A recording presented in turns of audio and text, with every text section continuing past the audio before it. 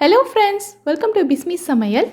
இன்னைக்கு வீடியோவில் ரொம்ப புதுசான இது வரைக்கும் நீங்கள் கேள்விப்படாத கிச்சன் டிப்ஸ் மற்றும் வீட்டு குறிப்புகள் தான் பார்க்க போகிறோம். இதில் இருக்க ஒவ்வொரு டிப்ஸுமே உங்களுக்கு ரொம்ப இன்ட்ரெஸ்டிங்காகவும் உங்களோட டெய்லி லைஃப்பில் யூஸ் பண்ணுற மாதிரியும் இருக்கும். ஸோ வீடியோக்குள்ளே போகிறதுக்கு முன்னாடி நம்ம சேனலை புதுசாக பார்க்குறவங்க மறக்காமல் சப்ஸ்கிரைப் பண்ணிக்கோங்க. இப்போ நம்ம ஃபர்ஸ்ட் டிப் என்னங்கிறத பார்க்கலாம். பெரும்பாலும் எல்லார் வீட்லேயுமே இட்லி தோசையெல்லாம் செய்கிறதுக்கு நம்ம முன்னாடியே அரிசி உளுத்தெல்லாம் ஊற வச்சு அரைச்சி அதுக்கப்புறமா தான் செய்வோம். இனி இட்லிக்கு மாவரைக்கணுங்கிற டென்ஷனே உங்களுக்கு கிடையாது. இப்போ நான் சொல்கிற மாதிரி நீங்கள் ரெடி பண்ணி வச்சுக்கிட்டிங்கன்னா 10 நிமிஷம் இருந்தால் போதும், இன்ஸ்டண்ட்டாக நமக்கு இட்லி மாவு ரெடி ஆயிரும். இதை ஒரு தடவை நீங்கள் ரெடி பண்ணிக்கிட்டாலே போதும், 3லேருந்து 4 மாதம் வரைக்கும் தாராளமாக நீங்கள் வெளியிலேயே ஸ்டோர் பண்ணி வச்சுக்கலாம். இதில் செய்கிற இட்லியுமே பார்த்திங்கன்னா நல்ல சாஃப்டாக புசுன்னு இருக்கும். ஸோ எப்படி செய்கிறதுன்னு பார்க்குறதுக்கு முன்னாடி நம்ம சேனலை நீங்கள் ஃபர்ஸ்ட் டைம் பார்க்குறீங்கன்னா மறக்காமல் சப்ஸ்கிரைப் பண்ணிக்கோங்க. ஸ்டவ்வில் ஒரு பேன் வச்சு லைட்டாக சூடு பண்ணியிருக்கேன். இதில் நான் 1 கப் அளவுக்கு உளுந்து சேர்த்துக்கிறேன். உளுந்து முழு உளுந்தாக தான் இருக்கணும், உடைச்ச உளுந்து எடுக்கக்கூடாது. இப்போ இதை நல்லா வறுத்துக்கலாம். வறுக்கும் போது ஸ்டவ்வை நல்லா குறைச்சி வச்சு வறுத்துக்கணும். ஏன்னா உளுந்தோட கலர் மாறிடக்கூடாது. உளுந்துக்கு கலர் மாறிடுச்சு அப்படின்னா நம்ம இட்லியோட கலருமே மாறிடும். ஸோ ஸ்டவ்வை நல்லா குறைச்சி வச்சு இதை நல்லா வறுத்துக்கலாம். இதை வாசனை வர வரைக்கும் வறுத்துக்கலாம். அடுத்து 1/2 கப் அளவுக்கு அவல் சேர்த்துக்கிறேன். அவல் இந்த மாதிரி வெள்ளை அவல் தான் சேர்க்கணும், சிகப்பு அவல் சேர்க்கக்கூடாது. இதையும் நம்ம நல்லா வறுத்துக்கலாம். நான் சொல்கிற எல்லா பொருட்களையுமே நீங்கள் ஒரே கப்பில் தான் அளந்து எடுக்கணும். உங்கள் வீட்டில் இருக்கிற எந்த கப் வேணாலும் யூஸ் பண்ணிக்கலாம், ஆனால் அளவுகளை மட்டும் மாற்றிடக்கூடாது. இது கூடவே 1/4 டீஸ்பூனை விட கம்மியாக வெந்தயம் சேர்த்துக்கிறேன். நல்லா வறுத்ததுக்கு அப்புறமா ஒரு பிளேட்டில் கொட்டி ஆற விட்டுக்கலாம். நல்லா ஆறுனதுக்கு அப்புறமா ஒரு மிக்ஸி ஜாரில் சேர்த்துக்கலாம். முக்கியமான விஷயம் என்னென்னா, இந்த மிக்ஸி ஜாரில் ஈரப்பதம் எதுவுமே இல்லாத மாதிரி பார்த்துக்கணும். ஏன்னா இது நம்ம நிறைய நாளைக்கு ஸ்டோர் பண்ண போகிறதுனால தண்ணி ஏதாவது இருந்ததுன்னா சீக்கிரமாக கெட்டு போயிடும். ஸோ இந்த விஷயத்த கவனமாக பார்த்துக்கோங்க. இப்போ இதை அரைச்சி எடுத்துடலாம். இந்த அளவுக்கு நல்ல பவுடராக அரைச்சி எடுக்கணும். நம்ம உளுந்தெல்லாம் வறுத்துருந்ததுனால இது ரொம்ப ஈஸியாகவே அரைப்பட்டுரும். இன்றைக்கி நான் ரொம்ப கம்மியான அளவில் செய்கிறதுனால உங்களுக்கு மிக்ஸி ஜார்லையே அரைச்சி காட்டியிருக்கேன். சப்போஸ் நீங்கள் 1 கிலோ 2 கிலோலாம் செய்கிறதா இருந்தால் பக்கத்தில் இருக்க மில்லில் கொடுத்து அரைச்சி வாங்கிக்கலாம். நல்ல பவுடராக அரைச்சி கொடுப்பாங்க. இப்போ இதை ஒரு சல்லடையில் சேர்த்து சலிச்சிக்கலாம். ஏன்னா 1-2 அடிப்படாமல் லைட்டாக குருணையாக இருக்கும். அது எல்லாத்தையும் நம்ம சலிச்சு எடுத்துடணும். இப்போ இது கூடவே நான் 2 கப் அளவுக்கு அரிசி மாவு சேர்க்குறேன். இது கடையில் வாங்கின அரிசி மாவு தான். இப்போ இதை நல்லா கலந்து விட்டுட்டோம் அப்படின்னா இட்லி மாவு நமக்கு ரெடி ஆயிருச்சு. தேவைப்படும் போது நமக்கு எவ்வளோ தேவையோ அதை மட்டும் எடுத்துட்டு உப்பு சேர்த்து நம்ம மாவு ரெடி பண்ணிக்கலாம். இப்போ இதை ஒரு ஏர்டைட்டான டப்பாவில் போட்டு வச்சிட்டோம் அப்படின்னா 3லேருந்து 4 மாதம் வரைக்கும் நம்ம யூஸ் பண்ணிக்கலாம். இதை ஃப்ரிட்ஜில் வைக்கணுங்கிற அவசியம்லாம் கிடையாது, வெளியிலேயே வச்சுக்கலாம். இப்போது இந்த மாவை வச்சு நான் இட்லி செஞ்சு காட்டுறேன். நம்ம ரெடி பண்ண இன்ஸ்டன்ட் இட்லி மாவில் இருந்து 2 கப் அளவுக்கு எடுத்துக்கிறேன். இது கூடவே 1 கப் அளவுக்கு தயிர் சேர்த்துக்கலாம். 2 கப் மாவுக்கு 1 கப் தயிர் கரெக்டாக இருக்கும். ஃபஸ்ட்டு இது நம்ம கட்டி இல்லாமல் நல்லா கலந்து விட்டுக்கலாம். அதுக்கப்புறமா நம்ம தண்ணி சேர்த்துக்கலாம். முன்னாடியே நம்ம தண்ணி சேர்த்துட்டோம் அப்படின்னா இதை கலக்கிறதுக்கு ரொம்ப கஷ்டமாக இருக்கும், கட்டியாக ஃபார்ம் ஆயிரும். ஸோ ஃபஸ்ட்டு தயிரோடு சேர்த்து நல்லா மிக்ஸ் பண்ணி விட்டுட்டு அதுக்கப்புறமா நம்ம தண்ணி சேர்த்துக்கலாம். அடுத்து 1 கப் அளவுக்கு தண்ணி சேர்த்துட்டு இதையும் கட்டி இல்லாமல் நல்லா கரைச்சி எடுத்துக்கலாம். இந்த இன்ஸ்டன்ட் மிக்ஸ் ரெடி பண்ணும்போது நம்ம உப்பு சேர்க்கவே இல்லை. ஸோ இதுக்கு தேவையான உப்பு சேர்த்துட்டு இது கூடவே நம்ம பேக்கிங் சோடா சேர்த்துக்கலாம். நம்ம எப்போவுமே ஆப்பத்துக்கெல்லாம் யூஸ் பண்ணுவோம்ல, அதே ஆப்ப சோடா தான். 1/4 டீஸ்பூனை விட கம்மியாக தான் சேர்த்துருக்கேன். தண்ணியாக இருக்கேன்னு நினைக்காதீங்க. 10 நிமிஷம் இது ஊறி வரும்போது இதோட கன்சிஸ்டன்சி பார்த்திங்கன்னா கரெக்டாக இருக்கும். அடுத்து நம்ம எப்பயும் போல் இட்லி தட்டில் ஊற்றி வேக வச்சு எடுத்துடலாம். நான் கொஞ்சமாக எண்ணெய் தடவிட்டு மாவு ஊற்றிக்கிறேன். நீங்கள் துணி போட்டு வேக வைப்பீங்கன்னா அதுவுமே ஓகே தான். ஆஃபீஸ் போகிறவங்களுக்கு, பேச்சுலர்ஸ்க்கெல்லாம் இந்த இன்ஸ்டன்ட் மிக்ஸ் ரொம்பவே ஹெல்ப்ஃபுல்லாக இருக்கும். நம்ம ஒரு தடவை ரெடி பண்ணி வச்சுட்டா போதும், தேவைப்படும் போது எப்போ வேணாலும் இதை எடுத்து யூஸ் பண்ணிக்கலாம். எப்பயும் போல் 10 நிமிஷம் ஆவியில் வேக வச்சு எடுத்துட்டோன்னா நல்லா புசுன்னு சாஃப்டான இட்லி ரெடி ஆயிரும். இந்த இட்லியோட டெக்ஸ்சரும் சரி, இதோட டேஸ்ட்டும் சரி, நம்ம எப்போவுமே மாவு ஊற வச்சு அரைச்சா எந்த அளவுக்கு இருக்குமோ அதே மாதிரி தான் இருக்கும். சொல்லப்போனால் அதை விட சாஃப்டாகவே இருக்கும். இது நிறைய பேருக்கு யூஸ்ஃபுல்லாக இருக்கும்னு நினைக்கிறேன். யூஸ்ஃபுல்லாக இருந்ததுன்னா கண்டிப்பாக எனக்கு கமெண்ட்டில் சொல்லுங்கள். ஸ்கூலுக்கு போயிட்டு வர குழந்தைங்களுக்கு இன்ஸ்டண்ட்டாக 2 நிமிஷத்தில் நல்ல ஹெல்த்தியான ஸ்நாக்ஸ் ஏதாவது ரெடி பண்ணி கொடுக்கணும்னு நினச்சிங்கன்னா இப்போ நான் சொல்கிற மாதிரி நீங்கள் செய்யுங்க. ஒரு கடாயில் எண்ணெய் ஊற்றி சூடு பண்ணியிருக்கேன். எண்ணெய் சூடானதும் இதில் கொஞ்சமாக மஞ்சள் தூள், அப்புறம் மிளகுத்தூள், கொஞ்சமாக உப்பு சேர்த்து நல்லா மிக்ஸ் பண்ணி விட்டுக்கலாம். அடுத்தது வந்து நான் கொஞ்சமாக மக்கானா எடுத்திருக்கேன். இதை போட்டு நல்லா ரோஸ்ட் பண்ணிக்கலாம். ஸ்டவ்வை வந்து நல்ல லோ ஃப்ளேமில் வச்சு இதை ரோஸ்ட் பண்ணிக்கோங்க. இது வந்து தாமரை விதைன்னு சொல்லுவாங்க. பெரும்பாலும் எல்லா சூப்பர் மார்க்கெட்லேயுமே கிடைக்கும். நிறைய ப்ரோட்டீன் கண்டென்ட் இருக்குது இதில். ஒரு 2 நிமிஷத்துக்கு நல்லா ரோஸ்ட் பண்ணி எடுத்துக்கிட்டிங்கனாலே போதும், சூப்பராக ரெடி ஆயிரும். இது வந்து சாப்பிட்றதுக்கு பாப்கார்ன் மாதிரியே நல்லா கிறிஸ்பியாக இருக்கும். குழந்தைங்களுக்கு கொடுத்தீங்கன்னா விரும்பி சாப்பிடுவாங்க. வேலையும் நமக்கு 2 நிமிஷத்தில் முடிஞ்சிடும். ஸோ கண்டிப்பாக ட்ரை பண்ணி பாருங்கள். மழை நேரத்தில் பார்த்திங்கன்னா அடிக்கடி கரண்ட்டு கட் ஆகும். ஸோ வீட்டில் வந்து நம்ம வெளிச்சத்துக்காக மெழுகுவத்தி தான் ஏற்றி வைக்கிற மாதிரி இருக்கும். ஸோ அந்த டைமில் நம்ம இந்த தீக்குச்சியை எவ்வளோ உரசுறாலும் எரியவே எரியாது.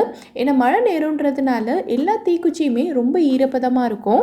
ஸோ குச்சியெல்லாம் நமுத்து போயிருக்கிறதுனால இது வந்து அவ்வளோ சீக்கிரத்தில் எரியாது.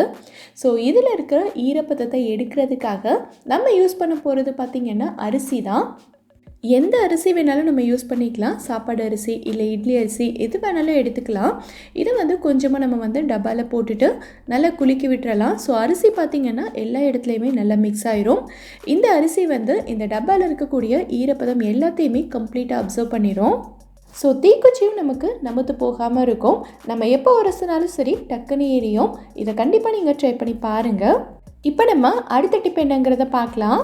முட்டை வந்து நம்ம ஆம்லேட்டோ ஹாஃப் பாயிலோ போடும்போது அந்த ஓடை வந்து அப்படியே கீழே தூக்கி போட்டுறாமல் இந்த மாதிரி ஒரு டப்பாவில் போட்டு நான் ஸ்டோர் பண்ணி வச்சுருக்கேன். இந்த முட்டை ஓடை கழுவிட்டு தான் வைக்கணுங்கிற அவசியம்லாம் கிடையாது, அப்படியே எடுத்து வச்சுக்கலாம். ஸோ இது வந்து நல்லா காயணும். இப்போ பார்த்திங்கன்னா இந்த அளவுக்கு காஞ்சிருக்கு.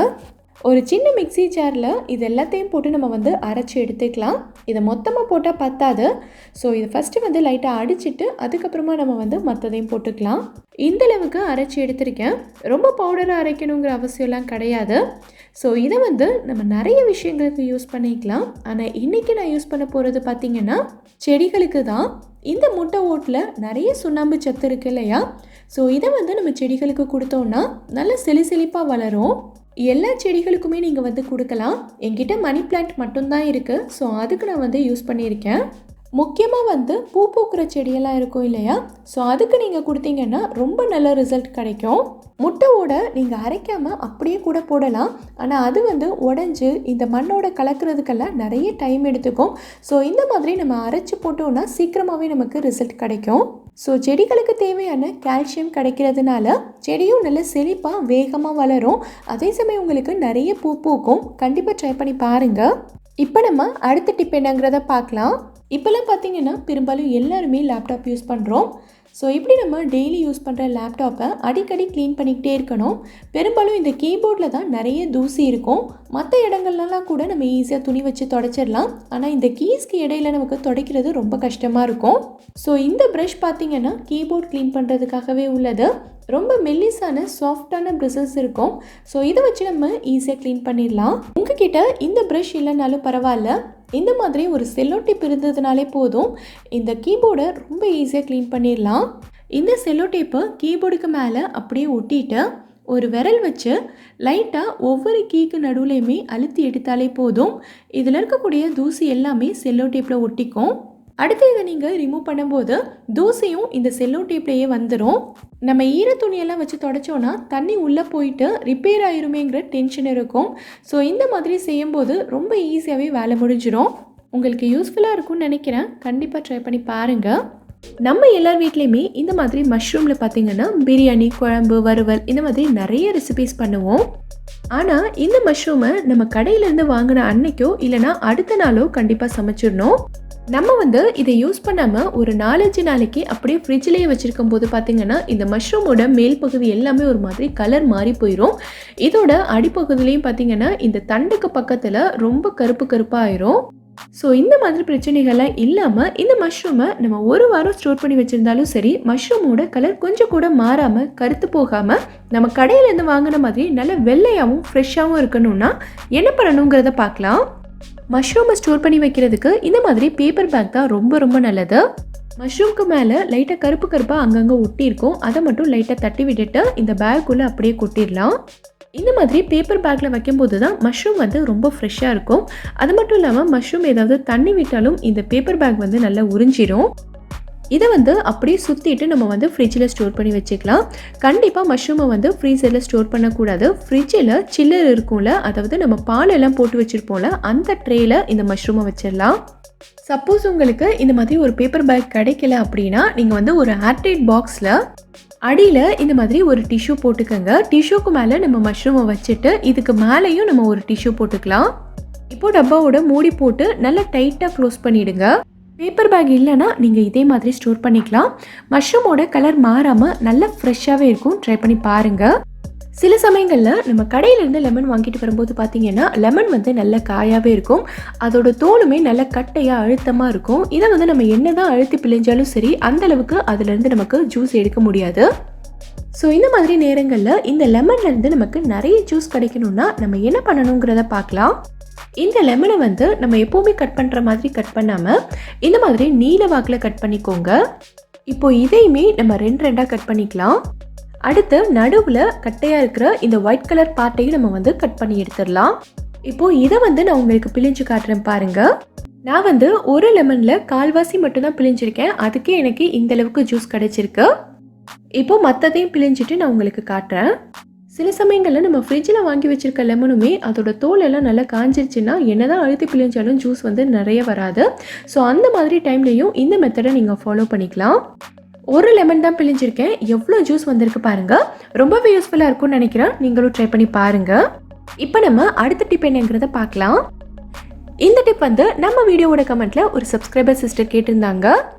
நம்ம வந்து சமையலுக்கு யூஸ் பண்ணுற எண்ணெய், தேங்காய் எண்ணெய், நல்லெண்ணெய் இது எல்லாமே கடையிலேருந்து ஒரு பல்கான குவான்டிட்டியில் அதாவது நிறைய வாங்கிட்டோன்னா அந்த எண்ணெய் வந்து கெட்டு போகாமல் சிக்கு வாடை வராமல் ரொம்ப நாளைக்கு எப்படி ஸ்டோர் பண்ணி வைக்கிறதுன்னு சொல்லுங்கன்னு. இங்கே பார்த்தீங்கன்னா நான் வந்து நல்லெண்ணெய் தான் எடுத்திருக்கேன். நல்லெண்ணெய்க்கு மட்டும் இல்லை, தேங்காய் எண்ணெய், கடல் எண்ணெய் இந்த மாதிரி எந்த எண்ணெயாக இருந்தாலும் சரி இந்த டிப்பை நீங்கள் ஃபாலோ பண்ணிக்கலாம். இதுக்கு நம்ம யூஸ் பண்ண போகிறது பார்த்தீங்கன்னா மிளகு தான். மிளகு எடுத்து நீங்கள் வச்சுருக்க எண்ணெய் பாட்டிலுக்குள்ளே இந்த மாதிரி போட்டு வச்சுருங்க. இந்த அளவு எண்ணெய்க்கு வந்து நான் ஒரு 4 மிளகு சேர்த்துக்கிறேன். உங்களுக்கு வந்து எண்ணெய் கூடுதலாக இருந்துச்சுன்னா நீங்கள் கூட கொஞ்சம் மிளகு போட்டுக்கோங்க. இந்த மாதிரி நம்ம செய்யும்போது எவ்வளோ நாள் ஆனாலும் சரி எண்ணெயில் வந்து சிக்கு வடை வரவே வராது. நம்ம எப்போ யூஸ் பண்ணாலுமே இந்த எண்ணெய் வந்து நல்ல ஒரு ஃப்ரெஷ்ஷான வாசனையோடு இருக்கும். நீங்கள் கிச்சனில் யூஸ் பண்ணுற எண்ணெய் பாட்டில் எந்த டைப்பில் இருந்தாலும் சரி, அதாவது ஸ்டெயின்லெஸ் ஸ்டீல், கிளாஸ் இல்லை பிளாஸ்டிக் எதுவாக இருந்தாலுமே அதை வந்து இந்த மாதிரி ஒரு டிஷ்யூ வச்சு சுற்றிட்டு ஒரு ரப்பர் பேண்ட் போட்டுருங்க. இந்த மாதிரி நம்ம செய்யும்போது பாட்டிலேருந்து வழிகிற எண்ணெய் எல்லாத்தையுமே இந்த டிஷ்யூ வந்து நல்லா உறிஞ்சிடும். அது மட்டும் இல்லாமல் பாட்டில் வந்து ரொம்ப எண்ணெயாக இருந்ததுன்னா நம்ம கை தவறி கீழே போடுறதுக்கும் நிறைய சான்சஸ் இருக்குது. இந்த மாதிரி டிஷ்யூ வச்சு சுற்றி இருக்கும் போது நமக்கு ஒரு கிரிப்பும் கிடைக்கும், பாட்டில் வந்து வழுக்காமையும் இருக்கும். இந்த டிப் உங்களுக்கு ரொம்ப யூஸ்ஃபுல்லாக இருக்கும்னு நினைக்கிறேன். ட்ரை பண்ணி பார்த்துட்டு எனக்கு கமெண்ட்டில் சொல்லுங்கள். மழைக்காலம் குளிர்காலத்துலலாம் பார்த்தீங்கன்னா நம்ம துணி துவைச்சி முடிச்சுட்டு வாஷிங் மிஷினை சரியாகவே காய விட மாட்டோம். கொஞ்ச நேரம் வாஷிங் மிஷினை திறந்து வச்சுட்டு மறுபடியும் நம்ம வந்து மூடியே வச்சுருவோம். ஸோ இந்த மாதிரி மிஷின் வந்து மூடியே இருக்கிறதுனால மறுபடியும் நம்ம வந்து திறக்கும் போது இதிலேருந்து ஒரு மாதிரியான ஸ்மெல் வர ஆரம்பிக்கும். ஸோ இந்த மாதிரியான ஸ்மெல்லெல்லாம் மிஷின்லேருந்து வராமல் இருக்கிறதுக்கு இதுக்கு நம்ம எடுத்துக்க போகிறது பார்த்திங்கன்னா இந்த மாதிரி லெமனோட தோல் தான். லெமன் ஜூஸ் செய்யும் போதோ இல்லை லெமன் ரைஸ் பண்ணும்போதோ தோலை வந்து நம்ம அப்படியே சும்மா வேஸ்ட்டாக தான் தூக்கி போடுவோம். ஸோ அதை வந்து நம்ம தூக்கி போடாமல் யூஸ் பண்ணிக்கலாம். இது கூடவே நான் வந்து ஒரு மாஸ்க் எடுத்திருக்கேன். இந்த மாஸ்கில் ஒரு பக்கம் இருக்க எலாஸ்டிக் வந்து அந்து போயிடுச்சு. ஸோ அதை தான் நான் வந்து யூஸ் பண்ணிக்க போகிறேன். மாஸ்கில் ஒரு பக்கம் மட்டும் கட் பண்ணோன்னா ஒரு பாக்கெட் மாதிரி வரும். இதுக்குள்ளே லெமனோட தோலை போட்டுட்டு நம்ம கட் பண்ண எலாஸ்டிக்கை வச்சு நல்லா டைட்டாக கட்டிடலாம். இப்போது இதை வந்து நம்ம வாஷிங் மிஷினில் போட்டு வச்சுட்டோன்னா அடுத்து நம்ம திறக்கும் போது இதிலேருந்து நல்ல ஒரு ஃப்ரெஷ்ஷான ஸ்மெல் வரும். வாஷிங் மிஷினில் மட்டும் இல்லை, இதை வந்து நம்ம பாத்ரூமில் கூட நல்ல ஒரு ஃப்ரெஷ்னராக யூஸ் பண்ணிக்கலாம். இந்த வீடியோவில் நான் சொல்லியிருக்க டிப்ஸ் எல்லாமே உங்களுக்கு ரொம்பவே யூஸ்ஃபுல்லாக இருக்கும்னு நினைக்கிறேன். எந்த டிப் உங்களுக்கு ரொம்ப யூஸ்ஃபுல்லாக இருந்ததுங்கிறத கீழே இருக்க கமெண்ட்டில் எனக்கு சொல்லுங்கள். இந்த வீடியோ உங்களுக்கு பிடிச்சிருந்தா லைக் பண்ணுங்கள். உங்கள் ஃப்ரெண்ட்ஸ், உங்கள் ஃபேமிலி மெம்பர்ஸ் கூட இந்த வீடியோவை ஷேர் பண்ணுங்கள். மறக்காமல் நம்ம பிஸ்மி சமையலுக்கு சப்ஸ்கிரைப் பண்ணிவிட்டு பக்கத்தில் இருக்கக்கூடிய பெல் ஐக்கானையும் கிளிக் பண்ணி அதில் ஆல் ஆப்ஷனையும் செலக்ட் பண்ணுங்கள். தேங்க்யூ.